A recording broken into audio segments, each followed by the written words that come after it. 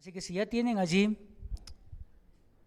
Hechos 17, verso 16 al verso 34, vamos a dar lectura a la palabra de Dios que dice así.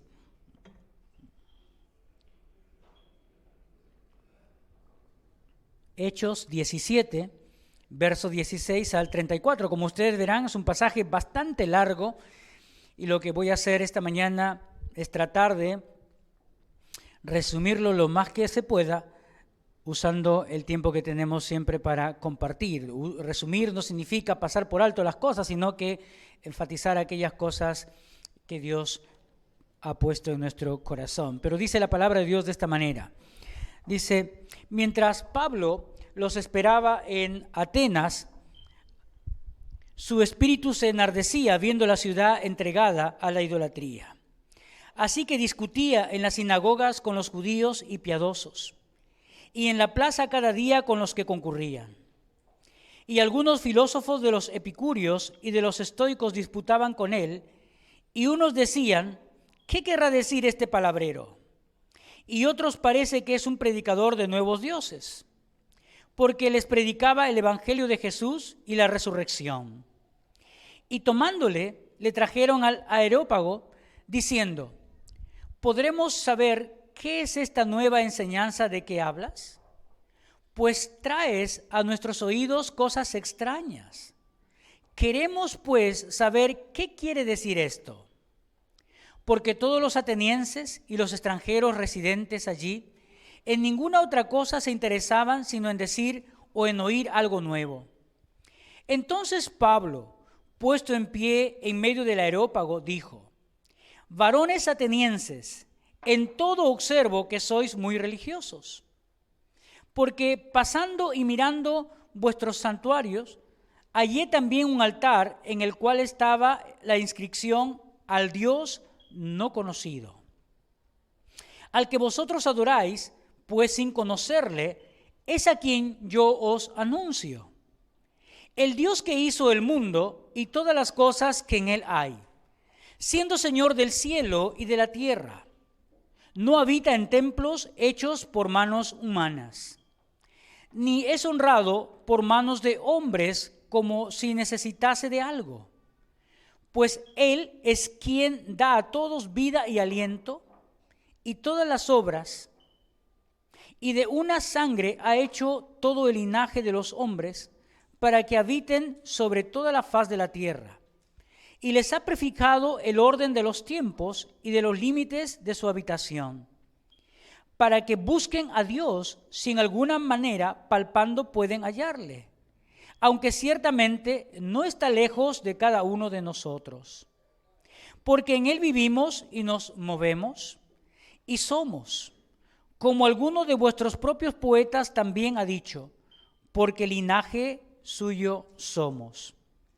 Siendo pues linaje de Dios, no debemos pensar que la divinidad sea semejante a oro, o plata, o piedra, escultura de arte y de imaginación de hombres.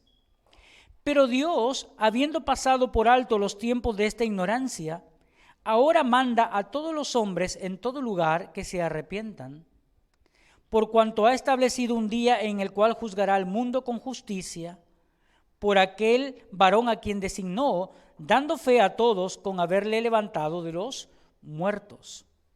Pero cuando oyeron lo de la resurrección de los muertos, unos se burlaban y otros decían, ya te oiremos acerca de esto una vez o otra vez. Y así Pablo salió de en medio de ellos, mas algunos creyeron juntándose con él, entre los cuales estaba Dionisio, el Areopagita, una mujer llamada Damaris y otros con ellos. Hermanos, esta mañana yo quisiera empezar el mensaje, empezar esta mañana la meditación de la palabra con una pregunta. Con una pregunta que me parece todos deberíamos comenzar a hacernos si es que ya nos la hemos hecho antes. Y la pregunta es esta, porque la pregunta tiene que llevarnos a tener que reflexionar seriamente en lo que es nuestra actitud por la condición en la que el mundo está. La pregunta es esta: ¿cuál es mi actitud hacia la condición de la sociedad en la cual yo vivo? ¿Cuál es mi actitud frente a la condición en la cual la sociedad en la que me ha tocado vivir está? Porque, hermanos, me parece que todos nosotros, si no la gran mayoría, somos muy, pero muy indiferentes frente a la realidad que tenemos hoy en día en la sociedad en la cual nos ha tocado vivir. Porque, hermanos, si fuera otra la realidad, honestamente, otras cosas estuviéramos haciendo más allá de lo que acostumbramos cada día a hacer solamente. Yo los quiero llevar a Mateo capítulo 9 para mirar la actitud del Señor Jesús mirando la sociedad de su tiempo. Porque, hermanos, todos nosotros, todos los días escuchamos noticias. Todos los días, a lo menos, leemos algún medio de comunicación escrita. Todos los días, a lo menos, tenemos algún medio periodístico, televisivo, el cual vemos. Y seguramente la gran mayoría de nosotros tiene amigos, vecinos o familiares con quienes conversamos acerca de la realidad que tenemos en nuestra sociedad. Y la pregunta sigue siendo exactamente la misma. ¿Cuál es nuestra actitud frente a la sociedad en la cual nos ha tocado vivir? ¿O cuál es nuestra actitud frente a todo lo que está pasando en nuestro país? Pero miren la actitud del mismo Señor Jesús frente a la sociedad de su tiempo. Verso 35 del capítulo 9 del Evangelio de Mateo.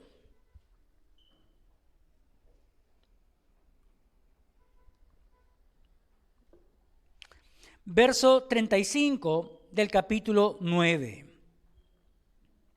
Dice, recorría Jesús todas las ciudades y aldeas, enseñando en las sinagogas de ellos y predicando el evangelio del reino y sanando toda enfermedad y toda dolencia en el pueblo. Seguramente para ese tiempo no había medios escritos en los cuales él pudiera tener noticias. La manera como él podía saber lo que acontecía en su sociedad era haciendo exactamente lo que dice el texto. Recorría Jesús todas las ciudades y aldeas. Ahora mire el verso 36. Y al ver las multitudes, tuvo compasión de ellas, porque estaban desamparadas y dispersas como ovejas que no tienen pastor. Ahora, ¿qué quiso decir Jesús cuando dice al ver las multitudes tuvo compasión de ellas? La palabra compasión aquí tiene que ver con un sentimiento que nace desde las entrañas, desde adentro hacia afuera. Pero ¿qué motivó a que el Señor Jesús pudiera tener tales sentimientos que movió sus entrañas, que movió su ser interior? La palabra dice que lo que él vio fue que las personas estaban como las ovejas, desamparadas y dispersas. ¿Qué significaba eso? Significaba que la sociedad de su tiempo no tenía un propósito de vida. Significaba que la sociedad de su tiempo no tenía dirección de vida. Significaba que estaban como personas deambulando por la calle, como personas muertas en vida, sin saber a dónde ir, ni saber qué hacer tampoco. Por eso habla de ovejas dispersas, desamparadas, como ovejas sin pastor. Y las ovejas dispersas y desamparadas están a merced de ¿qué? A merced de las circunstancias que rodean su vida. No tienen control absolutamente de nada de lo que está rodeando su existencia. ¿Qué hizo Jesús con eso? Tuvo compasión. La compasión, ¿a qué lo llevó? Lo llevó a predicar, lo llevó a sanar todo tipo de enfermedad y todo tipo de dolencia en su pueblo. Y la pregunta es, ¿y nosotros qué estamos haciendo por la condición en la que nuestra sociedad está? Desde ya el mensaje comienza con una exhortación fuerte hacia nosotros. Porque no hay creyente en el mundo o creyente verdadero en el mundo que permanezca insensible frente a la realidad que lo rodea. O no debe haber ningún creyente verdadero en el mundo que no haga nada, absolutamente nada, frente a la realidad que rodea su vida. Frente a las circunstancias que tenemos cada día como sociedad. Ahora, hermanos, es cierto que comenzamos el culto dando una buenísima noticia.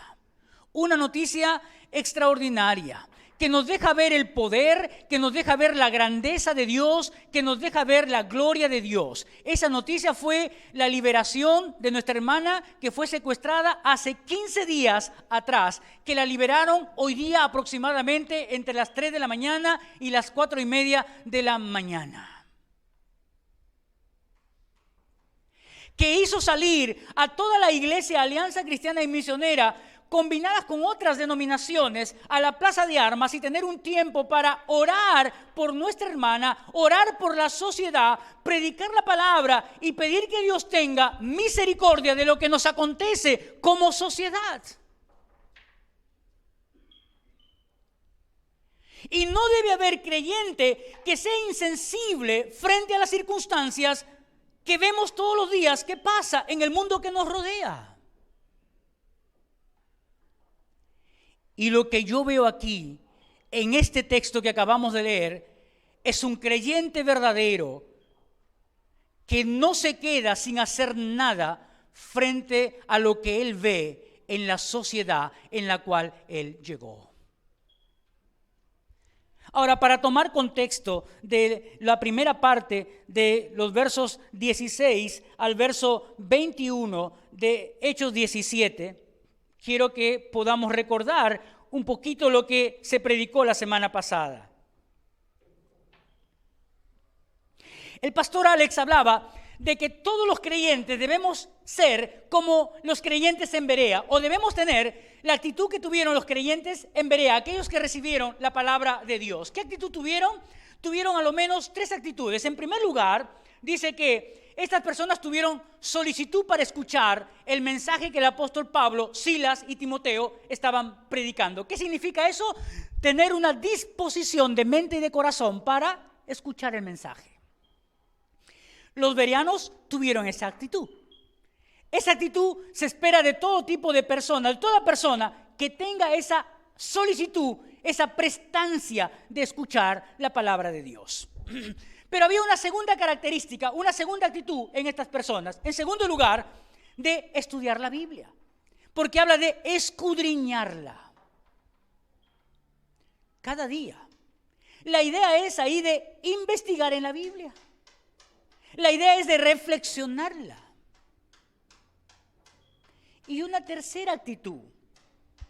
Y la tercera actitud que ellos tenían era de comprobar si lo que el apóstol Pablo, Silas y Timoteo estaban diciendo era verdad y estaba en las Escrituras.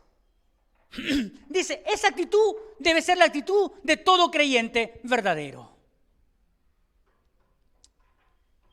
Pero también exaltó la compasión también y la identificación con lo que el apóstol Pablo estaba pasando. Porque ¿cómo termina el verso 15?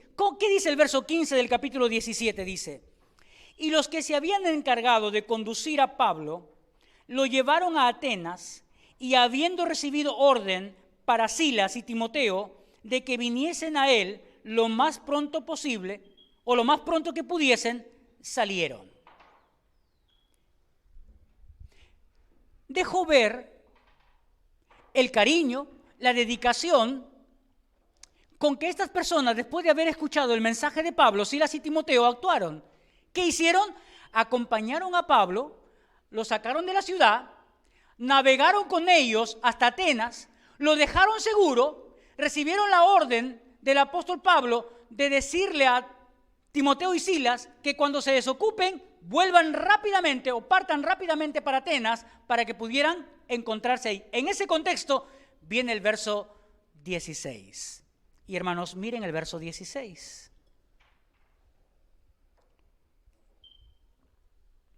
Mientras Pablo los esperaba en Atenas, ¿a quién esperaba?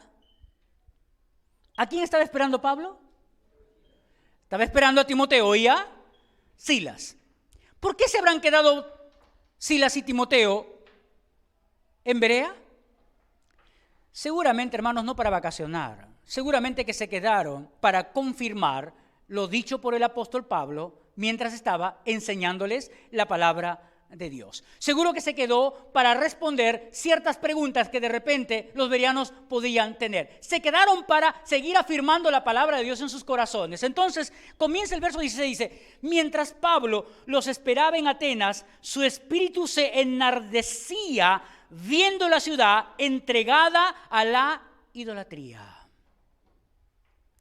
La palabra que se usa aquí para su espíritu se enardecía es la palabra que tiene que ver con su espíritu se conmovía.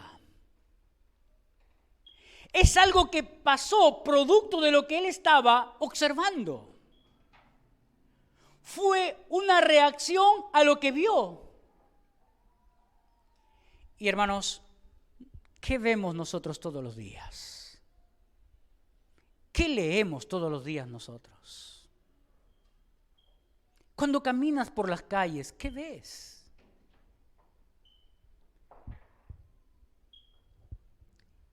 Y viendo lo que vemos, ¿qué sentimos? ¿Qué sentimos, hermanos? Hermanos, yo paso por Miraflores casi todos los días,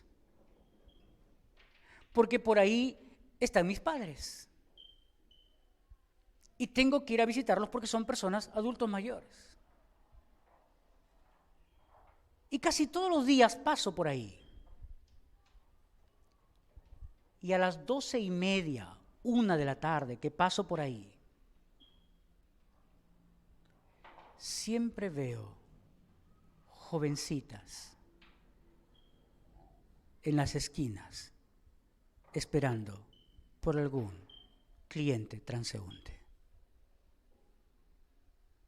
A esa hora, miren, a esa hora. Otras veces he pasado por las noches,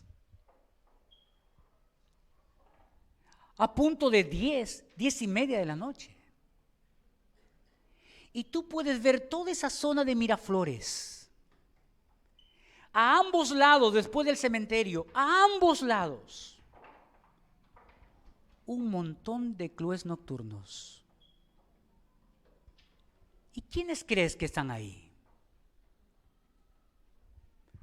Adolescentes y jóvenes, por montón.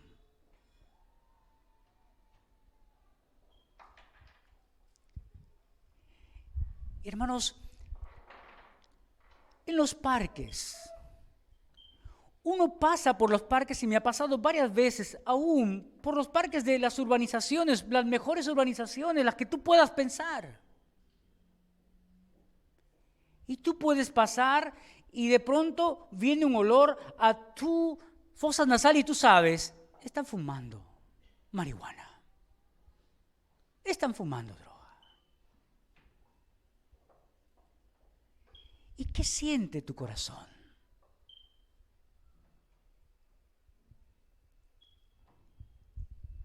Tú puedes transitar por la calle y ver tantos niños en las esquinas siendo usados por las personas adultas para conseguir dinero. ¿Qué siente tu corazón?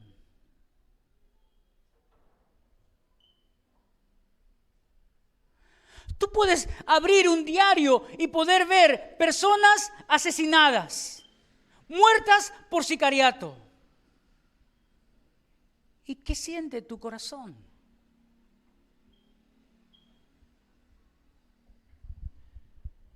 Podemos ver personas que cada día están sin hogar, viviendo en los parques, debajo de algunos puentes en Trujillo. ¿Y qué siente tu corazón?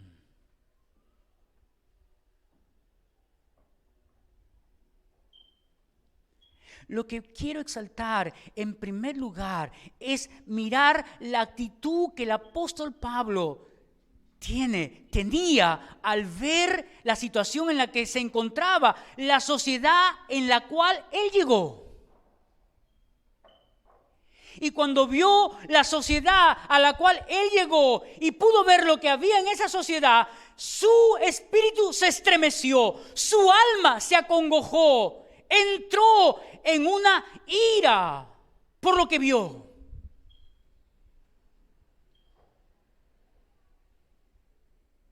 Eso fue lo primero que el texto menciona.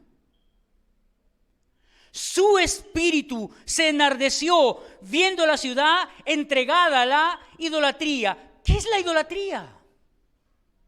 Porque de repente tú puedes pensar, pastor, este mensaje debería ser predicado a las personas que no conocen a Cristo. Pero no, este mensaje está siendo predicado a personas que conocen al Señor. Porque los que conocemos al Señor también podemos caer en la idolatría. Porque hermanos, ¿qué es la idolatría? ¿Cómo se define la idolatría en la Biblia? La idolatría en la Biblia se define de la siguiente manera. La idolatría es todo aquello que ocupa el lugar que Dios debe tener en tu vida. Es decir, todo aquello que ha desplazado a Dios del primer lugar de tu vida. Eso es idolatría. Entonces, para el creyente, idolatría puede ser su propio trabajo. Porque su trabajo ha llegado a ser su Dios. Es decir, su trabajo le ha quitado el lugar principal de su vida a Dios. Ya no descansa en Dios su confianza, sino descansa su confianza en su trabajo. Su Dios es su trabajo. Y puede pasar más de 8 horas en su trabajo y puede seguir. Y Dios no está presente en su vida.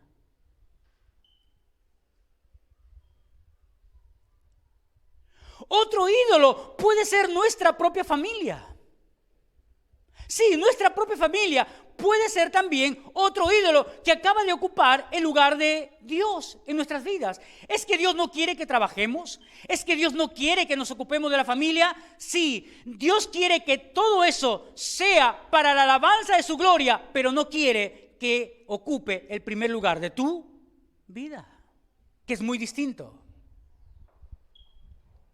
Por eso, hermanos, yo no entiendo cuando alguien que yo veo que no vino un domingo y luego le llamo a su casa y le pregunto, le digo, hermano, ¿no te viste domingo en la iglesia adorando al Señor, sirviendo al Señor? Y su respuesta es, pastor, tuve visita, familia vino para visitarme. En ese momento su familia se convirtió en su ídolo. Porque le quitó el lugar que solo Dios debe ocupar. Y tú podrías preguntarme, pastor, pero entonces, ¿qué hago cuando alguien viene para visitarme? ¿Qué hago cuando alguien viene en un momento donde yo estoy para salir a la iglesia? Bueno, haz lo que alguna vez yo hice cuando todavía estaba en un cuerpo pastoral. Vino alguien de visita a la casa. Dije, lamentablemente, ahora estoy saliendo para la iglesia porque tengo servicio para el Señor. Pero, ¿sabes? Me gustaría que me acompañaras. Me gustaría que fueras conmigo.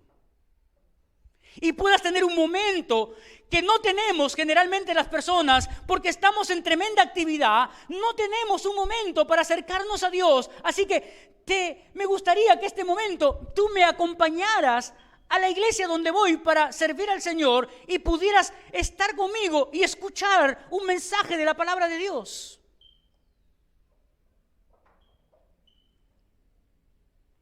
Claro, de repente lo siguiente que viene es que te diga, no, regreso a casa. Perfecto. Perfecto. Regresa a casa o puedes venir más tarde cuando yo ya estoy también en casa. ¿Tú puedes pensar que eres mal educado?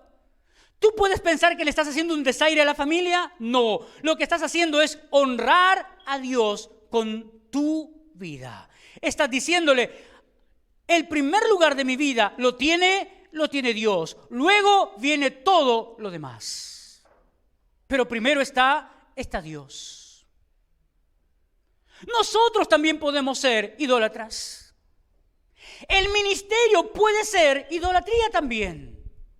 Porque ya no lo hago para honrar a Dios, lo hago para gratificarme a mí mismo, lo hago para que todos me puedan observar, lo hago para que todos me puedan ver. Ya no estoy haciéndolo para la gloria de Dios, lo estoy haciendo para mí mismo, para que todos vean cómo yo sirvo a Dios. ¿Te das cuenta cómo también nosotros podemos tener ídolos en nuestro corazón que desplazan a Dios? Sí.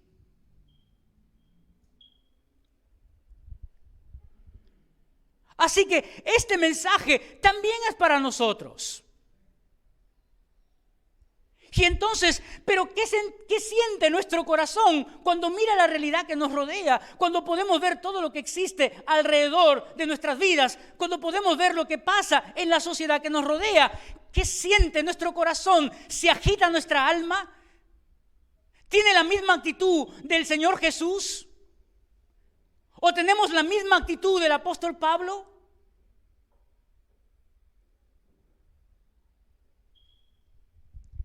Eso fue lo primero que hizo Pablo. Lo primero que experimentó fue un sentimiento que movió su ser interior, un sentimiento que movió lo más profundo de su ser. Algunos dicen que la palabra en griego que se usa aquí es la palabra que se usa para una palpitación acelerada que puede terminar en un paro cardíaco. Una emoción tan fuerte que acelera tu corazón que puedes terminar sin vida. Es la palabra en griego que usa el apóstol Pablo para hablar de su espíritu se enardecía.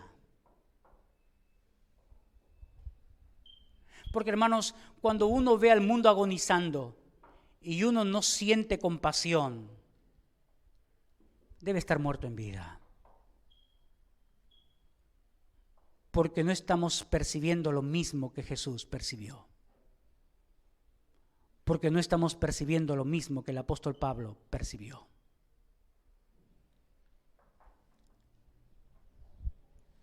Pero ¿qué más hizo el apóstol Pablo? Porque no se quedó así. ¿Qué hizo? Vio a la ciudad entregada en la idolatría. ¿Qué significó eso? Bueno, Atenas era una ciudad muy importante. 5 siglos antes de Cristo, Atenas era la panacea del mundo de aquel entonces. Cualquier persona hubiera querido ir de visita a Atenas. Atenas era la supremacía en las letras, la supremacía en el arte, la supremacía en la ciencia, la supremacía en la filosofía. En todo sobresalía la ciudad de Atenas 5 siglos antes de Cristo. Los mejores filósofos lo ha dado Atenas: Sócrates, Platón, Aristóteles. El mejor de los 3, Aristóteles. Los demás sencillamente son un residuo del pensamiento de Aristóteles.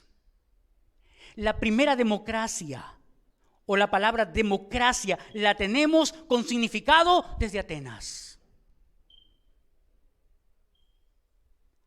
Pero el apóstol Pablo dice que vio una ciudad entregada a la idolatría. ¿Qué significa eso? Significa que no había un espacio, no había un rincón en la ciudad donde no había un ídolo, donde no había una imagen. Para el siglo I después de Cristo, para el tiempo del apóstol Pablo, ¿sabes cuántos habitantes tenía la ciudad de Atenas? Dicen los estudiosos que la ciudad de Atenas tenía 10.000 habitantes. ¿Cuántos habitantes tiene la ciudad de Trujillo? Más de 1.200.000 habitantes en toda la región de Trujillo, de La Libertad.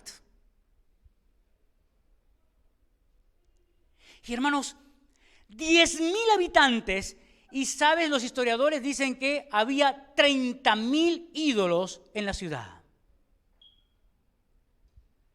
Por eso es que alguien, 50 años antes de que llegara el apóstol Pablo, paseando por la ciudad de Atenas, dijo lo siguiente: en la ciudad de Atenas uno puede encontrar un ídolo antes que un ser humano. ¿Te imaginas? ¿Te imaginas? Ahora tú me puedes decir, pastor, ¿y qué ídolos hay aquí en la ciudad?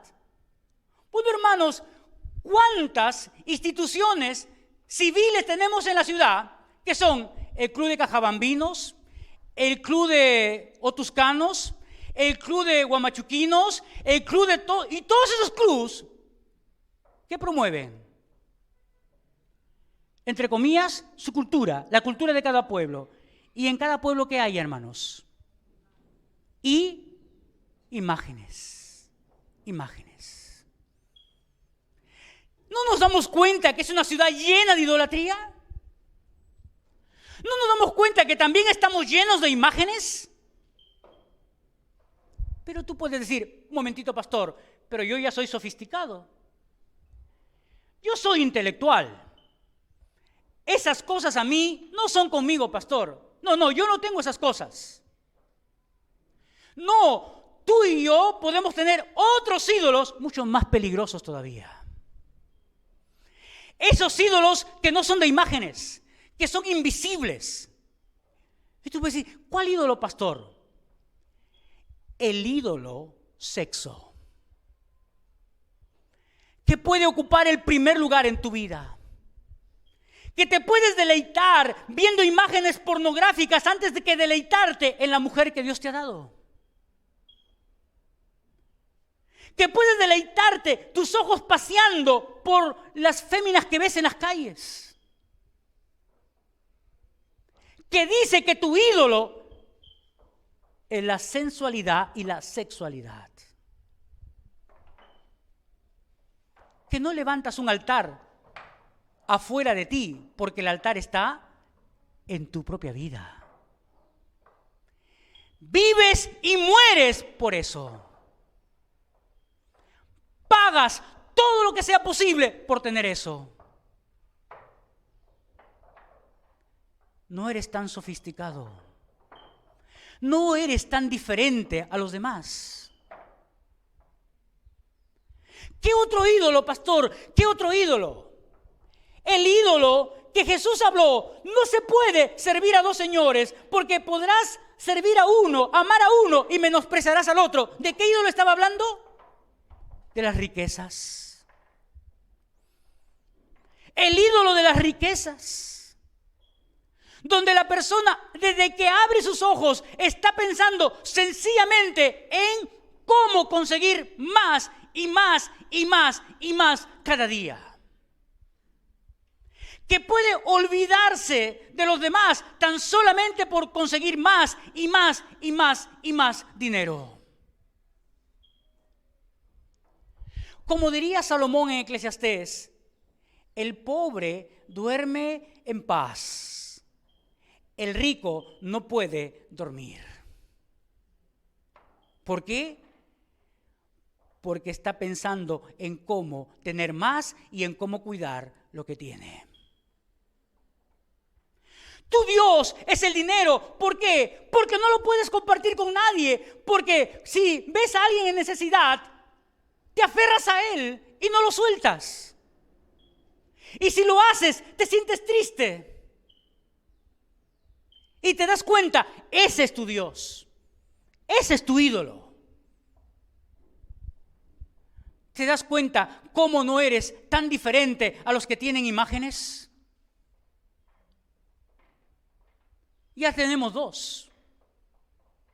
¿Qué otro ídolo se ha levantado en la sociedad? ¿Qué otro ídolo se ha levantado en la gente intelectual? En aquellas personas pensantes, el ídolo poder. Poder. En aquello que me da autoridad sobre los demás. En aquello que me da el poder para ejercer lo que mi gana se me da.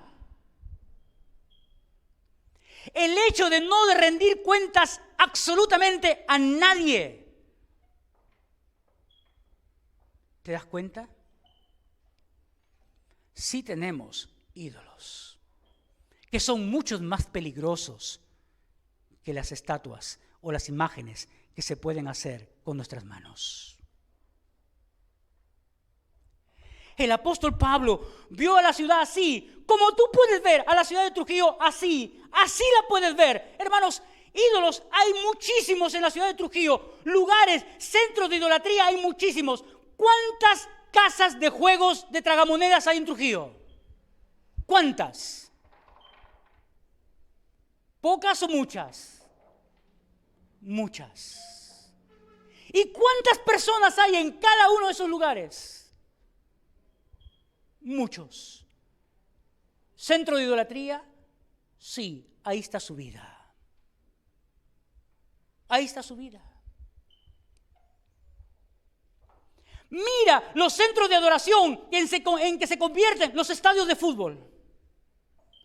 Mira todo lo que hacen por tener una entrada. Mira lo que son capaces de hacer cuando no gana un equipo o su equipo a quien ellos adoran. Tenemos centros de idolatría, tenemos centros de adoración gigantescos en nuestra sociedad. La pregunta es, ¿y qué sentimos? ¿Y qué sentimos nosotros? ¿Estamos sintiendo algo? ¿Estamos sintiendo lo mismo que el Señor Jesús sintió? ¿Que su espíritu se entristeció?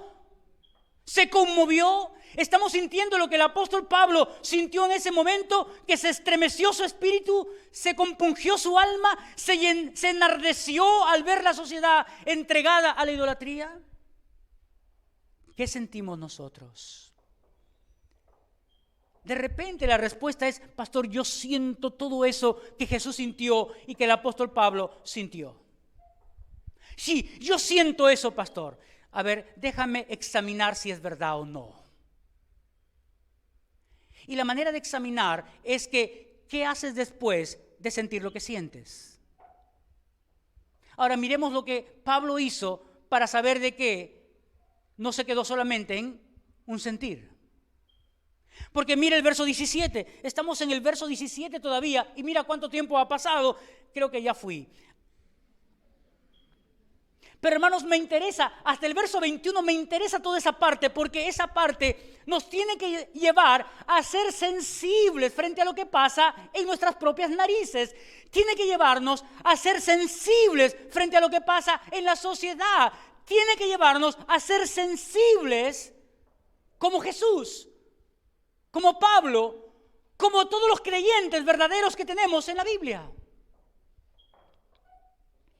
¿Qué hizo? Así que discutía en las sinagogas con los judíos y piadosos. Oh, hermanos, lo primero que hizo es ir a un centro de adoración. ¿Cuál era ese centro de adoración? La sinagoga. ¿Quiénes iban ahí? Judíos y piadosos. ¿Quiénes eran? Personas idólatras también.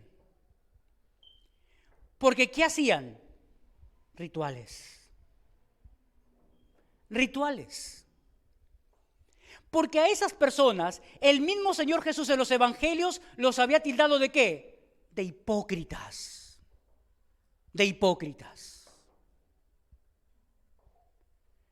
Pablo fue a esos lugares donde había judíos, sus compatriotas judíos y piadosos, personas prosélitas que habían abrazado la religión judía, los rituales judíos, y estaban haciendo esos rituales judíos solamente para sentirse bien consigo mismos, idólatras.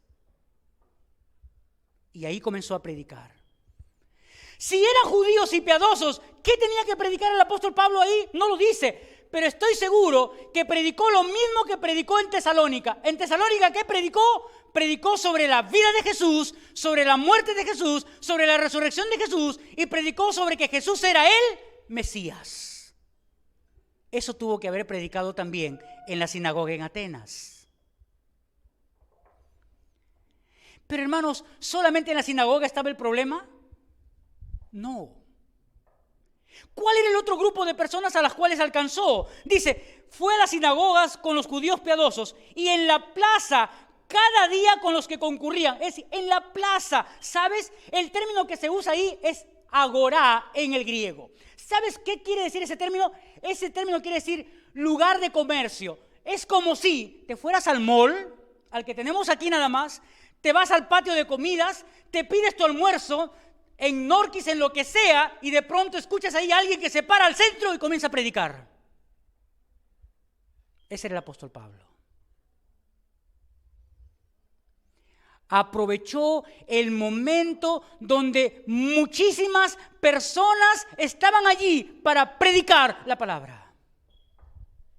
¿Me estoy dejando entender, hermanos? Estoy tratando de decirles que tenemos que no solamente quedarnos en lo que sentimos al ver la sociedad que se cae en pedazos, al ver al hombre que se destruye a sí mismo, al ser humano que no tiene nada en su corazón. Lo que estoy diciendo es que tenemos que no solamente sentir compasión, sino que tenemos que hacer algo por la condición en la que el mundo está. Y lo que Dios nos ha llamado a hacer, ¿qué es? Predicar, pues, compartir el mensaje de salvación. Eso es lo que nos ha llamado Dios a hacer. Pero estoy seguro que todos hemos ido al mall. ¿Pero alguna vez hemos abierto nuestra Biblia en el mall? ¡Qué roche, pastor! Ahí está mi compañera de la universidad. ¡Qué roche, pastor! Esa chica me gusta mucho. ¿Cómo me va a ver abrir la Biblia ahorita? Pero hermanos, esos son los lugares donde hay que compartir la palabra. Sabes, a mí me gustó la actitud de un joven que solamente Dios podía ver su corazón y saber su corazón. Su padre estaba en cuidados intensivos, entubado por COVID. Y como él es el varoncito mayor de la casa, él iba todos los días para recibir noticias porque no se podía entrar al hospital. Y ustedes saben que las noticias salían afuera del hospital. Él podía ver, yo creo que él también sentía la angustia de ver a su padre en cuidados intensivos. No lo podía ver físicamente, pero seguramente que imaginaba todo lo que podía estar viviendo su padre. Y cuando miraba a las personas allí, que también podían estar pasando exactamente lo mismo que él pasaba, comenzó a predicarles. Comenzó a compartir con ellos el mensaje de salvación. No con los que estaban en cuidados intensivos, sino con la familia que estaba afuera. A mí me impresiona las enfermeras de la iglesia. Las enfermeras, después de los médicos, porque los médicos, hermanos, con el perdón del doctor Camilo, que está aquí esta mañana, y si Emilson está por ahí también, pero los médicos, según mi experiencia, algunos sí, entran al paciente, miran al paciente, lo observan y luego dan su receta, y quien se encarga de suministrar todos los medicamentos es la enfermera. Y quien se encarga de darle información al médico es la enfermera, y es lo natural porque es el protocolo. Pero las enfermeras de la iglesia en tiempo de pandemia comenzaron a leerles cartas a las personas que estaban internadas por COVID. Muchas de ellas no salieron de ese lugar, o si salieron en una bolsa negra, pero se fueron escuchando un mensaje de paz. Se fueron escuchando un mensaje de reconciliación. ¿Se dan cuenta, hermanos? Pero no debemos esperar llegar a ese momento. Porque aquí todos los días caminamos por las calles. Todos los días hablamos con personas. Todos los días. mirando a una de mis hermanas ahora. Había un hermano en la iglesia, porque ya no está aquí, tenía su tico amarillo. Y seguramente algunos ya que dije tico amarillo ya se van a acordar de quién es. Esa persona era un pastor de célula. Y cada vez que estábamos en una reunión para hablar acerca de las células, me comenzaba a contar sus experiencias de cómo había compartido la palabra de Dios con las personas que subían a su tico para hacer el taxi. Esa persona tenía empatía. Esa persona percibía lo que el Señor Jesús percibió en su corazón. Esa persona percibía lo que el apóstol Pablo percibía en su corazón.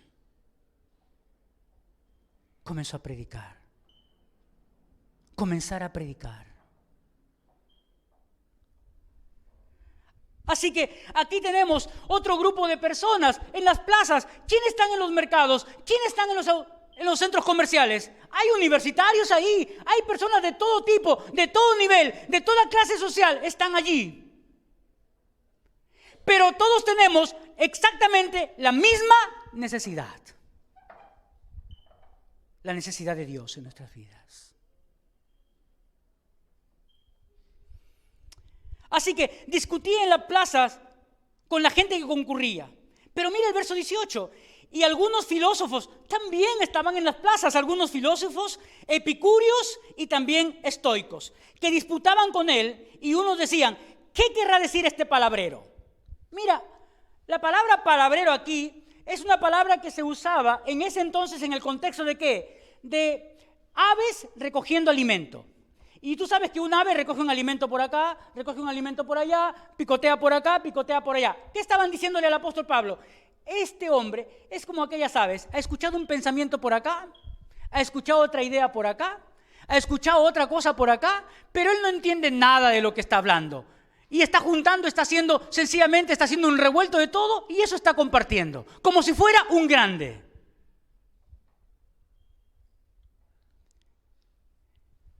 ¿Crees que el apóstol Pablo se amilanó? ¿Crees que decayó su sentir de predicar la palabra? ¿Crees que eso lo hizo sentir menos?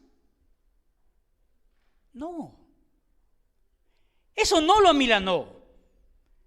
Algunos lo tildaron de palabrero, pero otros dijeron, es un predicador de nuevos dioses, porque comenzó a hablar de Jesús y de la resurrección. ¿Y qué hicieron? Miren, estaban en la plaza, háganse la idea, están en la plaza, él está predicando la palabra, están ahí epicúreos y estoicos, ya les voy a decir qué se entiende por cada uno de estos grupos. Están ahí y dice que, verso 19, dice, y tomándole lo trajeron al aeropuerto. No, la palabra tomándole ahí es una palabra suavecita. La palabra es, y echándole mano, lo sacaron de la multitud y lo llevaron al Areópago. Porque era el lugar donde se discutía nuevas corrientes filosóficas. Porque era el lugar donde se juzgaban las cosas morales y las cosas éticas. Y lo arrastraron allí. ¿Quiénes? Epicúreos y estoicos. Los epicúreos, una filosofía que nació 3 siglos antes de Cristo por un hombre llamado Epicuro. ¿Y qué profesa esta filosofía? Esta filosofía, el apóstol Pablo la menciona en la ciudad de Corinto también, cuando escribe su carta a la iglesia en Corinto. ¿Recuerdan ustedes ese pasaje que dice, el apóstol Pablo dice, comamos y bebamos porque mañana moriremos? Esos eran los epicuros. Personas que pensaban que todo había que hacerlo aquí y ahora. Porque después de la muerte no hay nada más. No hay nada más. Vivían solo para el placer. Ellos decían, el mundo sencillamente surgió por una casualidad. Si hay algún Dios, está muy lejos y distante de los asuntos del hombre. Al hombre, los dioses lo han dejado solitario para que pudieran descubrir la verdad y vivir en todo placer. No hay nada después de la muerte. Pregunto, ¿no hay mucha gente así hoy en día? ¿No hay mucha gente así hoy en día? Hermanos, ¿Por qué creen que Europa está como está? La Europa del siglo XVI, la Europa del siglo XVII, estoy hablando de los países como España, Alemania, Inglaterra, Francia, esos países, Suiza, esos países disfrutaron de una tremenda reforma protestante y comenzaron a legislar con principios bíblicos. Hermanos, las personas, los primeros pobladores de Europa que llegaron a los Estados Unidos, llevaron esta reforma protestante para comenzar a construir una sociedad lejos del pecado. Y por eso la primera Constitución americana tiene como fundamentos principios bíblicos. ¿Y qué es Norteamérica? ¿No es el primer país del mundo? Pero la Europa de hoy en día es una Europa atea. Atea. ¿Qué significa? Que no cree en la existencia de Dios. Y hermanos, ¿en dónde lo aprendieron?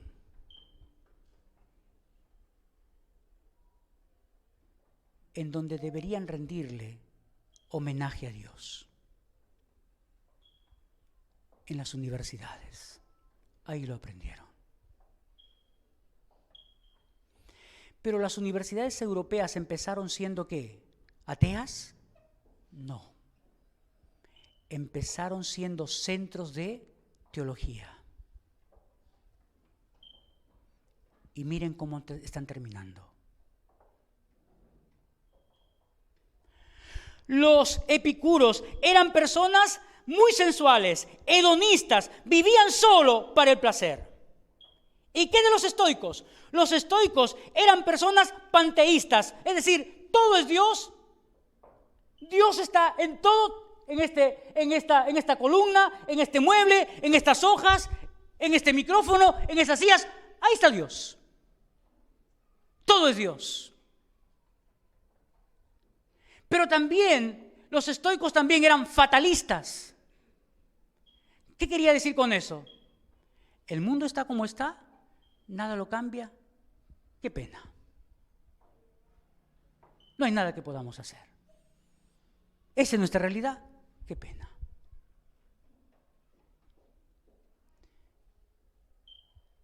Hermanos, ¿qué nos dice eso de la gente? Porque lo que hemos hablado es la actitud de un creyente. El creyente debe estremecerse viendo la condición del mundo. El creyente viendo la condición del mundo debe predicar.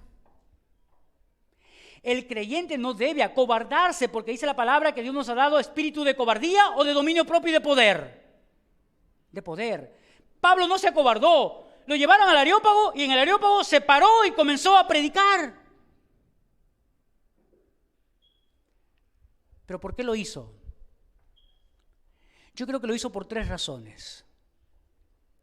En primer lugar, porque lo que vio Pablo es que había un tremendo vacío en el corazón de todo ser humano.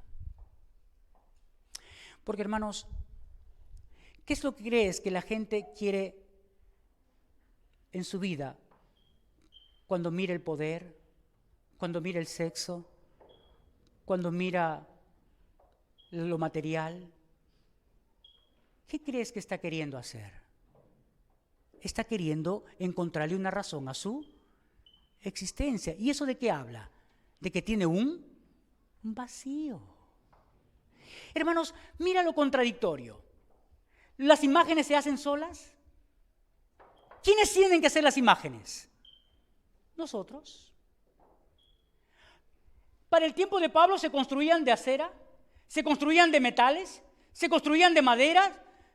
De cualquier objeto que pudiera darse forma se construía una imagen. Mira lo contradictorio. El hombre construye una imagen y después se postra delante de ellas. Mira. Qué contradictorio. Muestra que hay un vacío existencial en el ser humano. Un vacío que no se puede llenar con nada. Por eso San Agustín decía, el corazón del hombre tiene un vacío de la forma que solo Dios puede llenarlo. San Agustín también dijo lo siguiente: los muertos tienen más valor que los ídolos. Y tú te preguntas, ¿cómo es que los muertos tienen más valor que los ídolos? Y la reflexión era esta: es que los que están muertos en algún momento estuvieron vivos, mientras que los ídolos todo el tiempo están muertos. Lo que deja notar entonces es que hay un tremendo vacío en el corazón del ser humano, que trata de llenarlo con estos ídolos que en nada pueden darle sentido a su vida. ¿Me estoy dejando entender, hermanos? En segundo lugar, lo que el apóstol Pablo vio es una tremenda necesidad de Dios en estas personas. Una tremenda necesidad de Dios en estas personas, ya sea por curiosidad o por lo que sea, porque tenían ahí un lugar vacío de imagen que decía al Dios no conocido. ¿Y por qué había esa imagen? ¿Por qué había ese lugar ahí al Dios no conocido? Porque la palabra dice que tenían temor. Y la palabra ahí, temor, significa reverencia. No querían ofender a ningún Dios por si había otro Dios y que ellos no habían escuchado. No querían ofenderlo. ¿Qué quiere decir? Que había una necesidad de Dios en sus vidas. Pero hermanos, ¿eso no es lo que nos ha mostrado la arqueología y la antropología? Eso nos ha mostrado la arqueología y la antropología. Díganme ustedes, ¿qué cultura en el mundo no se han encontrado vestigios de objetos de adoración? En todas las culturas en el mundo se han encontrado objetos de adoración del ser humano. Tú vas a Chan Chan y ¿qué encuentras en Chan Chan? Imágenes de animales tallados en sus murales. Tú encuentras allí imagen en las huacas del sol y la luna. Tú encuentras ahí vestigios ¿de qué? De adoración. Significa que el ser humano tiene una necesidad de Dios. Por eso el apóstol Pablo dice, aunque a tientas, aunque a ciegas, lo busques. Por si acaso puedes hallarlo. Por curiosidad o por lo que sea, estas personas estaban ahí para escuchar lo que Pablo estaba diciendo. Y en tercer lugar, porque hermanos, Satanás tiene esclavizado al ser humano. Mira lo que dice 2 Corintios capítulo 4, verso 4. 2 Corintios capítulo 4, verso 4.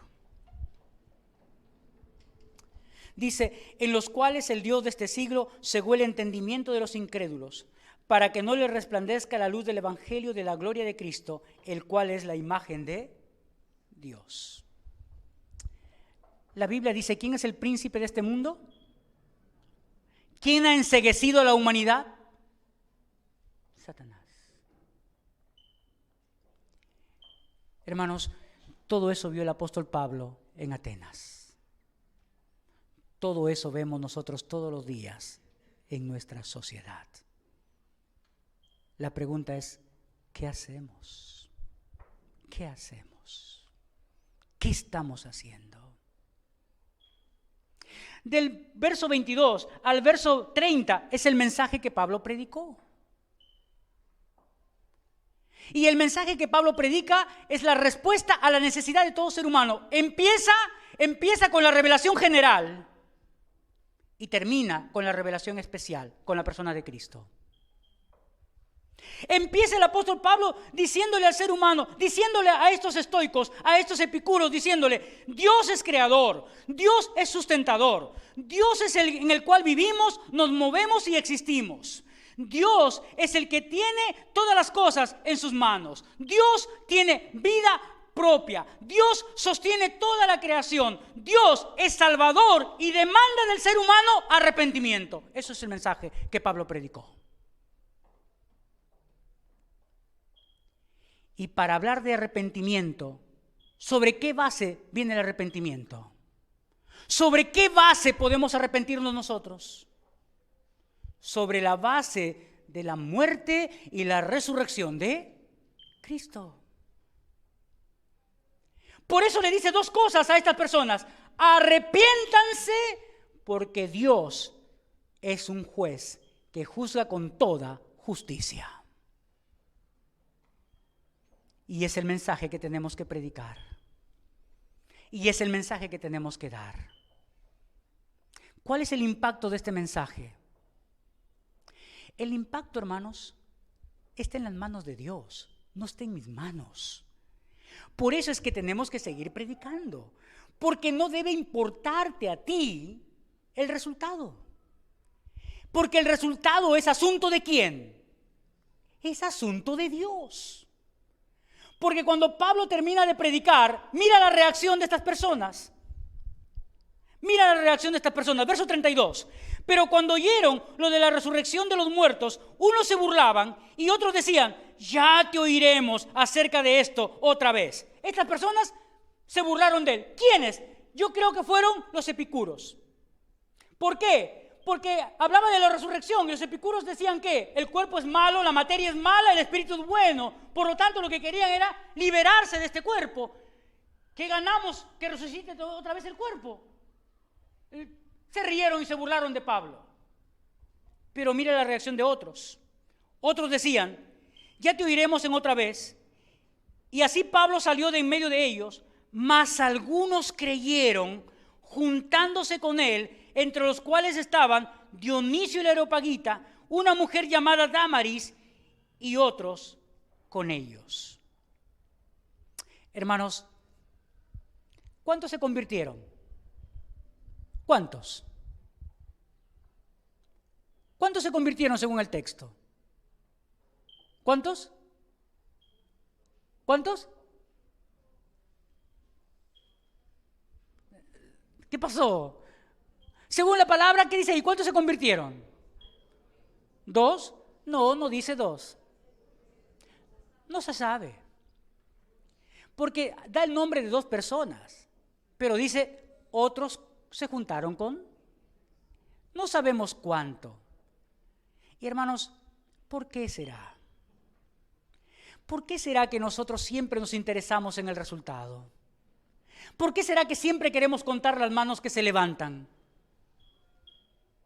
Esa es una mala manera de evangelizar. Porque no necesitamos que las manos se levanten. Lo que necesitamos es que el corazón sea transformado. Eso necesitamos. Por eso, hermanos, no te preocupes por el resultado. Eso dejémoslo en las manos de Dios. Amén, hermanos.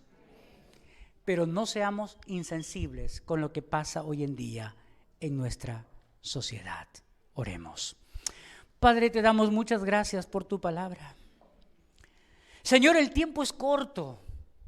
Hay mucha riqueza en tu palabra, pero el tiempo es corto. Y seguro, Señor, mis hermanos, algunos, seguro que ya están pensando en casa también. Y no queremos ser piedra de tropiezo para nadie. Pero Padre, lo que tú nos has permitido escuchar esta mañana, Señor, por favor, mueve nuestro corazón. Llévanos también a la acción. No permitas que nos amilanemos. Y déjanos ver, Señor, el sufrimiento que hay en el mundo, a ver si así nuestro corazón se compadece. A ver si así, Señor, comenzamos a abrir nuestros labios.